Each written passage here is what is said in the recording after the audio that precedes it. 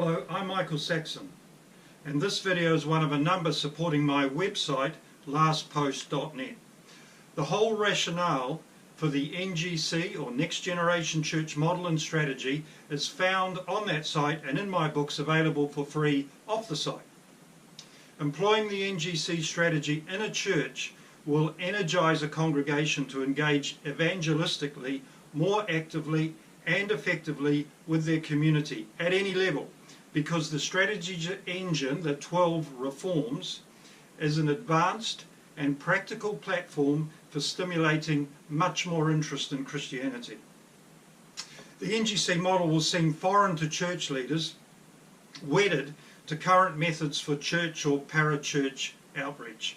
Metaphorically speaking, the NGC strategy is about recrossing the Jordan and contending with the giants in the land.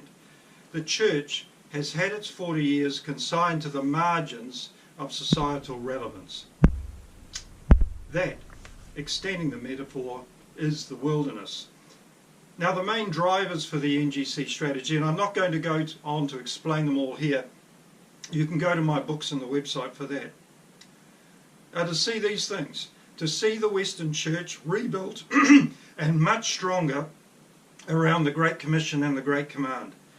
To contend with the things God says He hates. And you can go to Proverbs 6 and Isaiah 59 to look at that. To be fully committed to the Christian worldview, and more specifically to what I call the 5 core Christian worldview principles. The whole NGC model is built around the Christian worldview. Next, to be part of a church that is resurgent and leading a public square affirmation of the Judeo-Christian values upon which the West depends for its survival as a civilization. And to lead prophetically, not politically, in a reformation of the West's founding Judeo-Christian values. I contend doing these things is what will achieve my first point, rebuilding a much stronger Western church. Now, any Western church, parachurch organisation or individual ministry embracing the NGC model will restore its salt and light place in any community as a countercultural and transformative example, using the 12 reforms as its vehicle.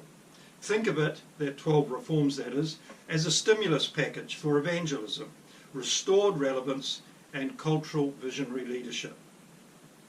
The Western Church is failing to leverage off the times in which we live to further the cause of Christ by growing the church, restoring respect for it as an institution, and thirdly, calling on the West to arrest its lemming-like dash to its own destruction.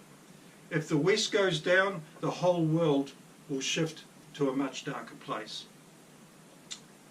There is no love for God or our neighbour in occupying the margins of societal relevance while that happens. I argue that would be a denial of the message of the parables of the talents and the minas. If Jesus repeats a parable in 2 forms, we should treat it as important. If church leaders will not grasp the nettle, the Western Church will continue to just limp along. It is in a wilderness, partly of its own making, but mainly because it allowed itself to be bundled out of mainstream society by forces antithetical to the Christian faith and to Western culture generally. Friendship and random event evangelism is good to a point, but add in the NGC strategy and the stage is set for far greater evangelical effectiveness. Envisage a strategy with these features. It returns the church to the mainstream public square of discourse, thought and vision, using a culturally transformative platform of 12 far-reaching reforms. It restores the church's institutional leadership, making it the conscience of Western nations, separate from any partisan political affiliations, because its purpose is primarily spiritual. It takes on the 2 giants that have set themselves up as the enemy of God by doing everything God says He hates.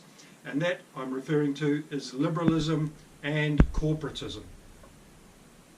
And in doing these things, the NGC acts prophetically, like the major prophets of the Bible, who went to the people and their leaders to tell them what they were doing wrong and what needed to be done to put it right.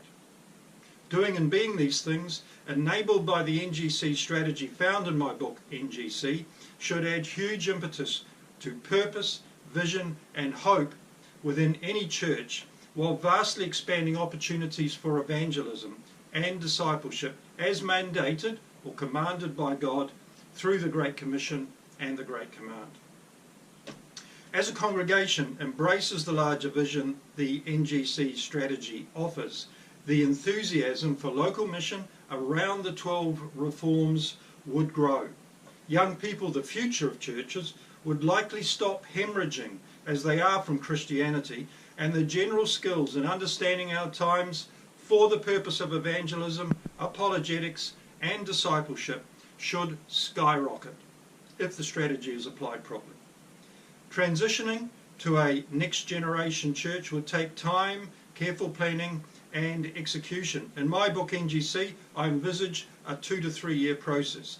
The 12 reforms will then have to be rigorously promoted using a variety of means, from the internet to more traditional means of information dissemination and some innovative street level engagement. Go to lastpost.net and follow the track to the NGC model. Download the books and talk to me directly if you wish off this email link. The other books on the site provide more detailed background and courses of action than NGC.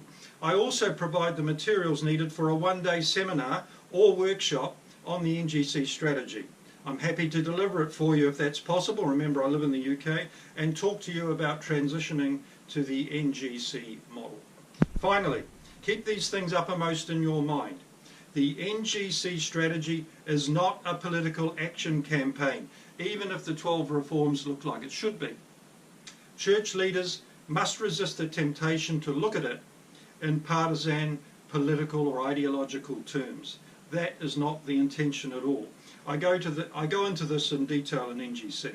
Secondly, transitioning to the NGC strategy does not have to upset the way you are doing church.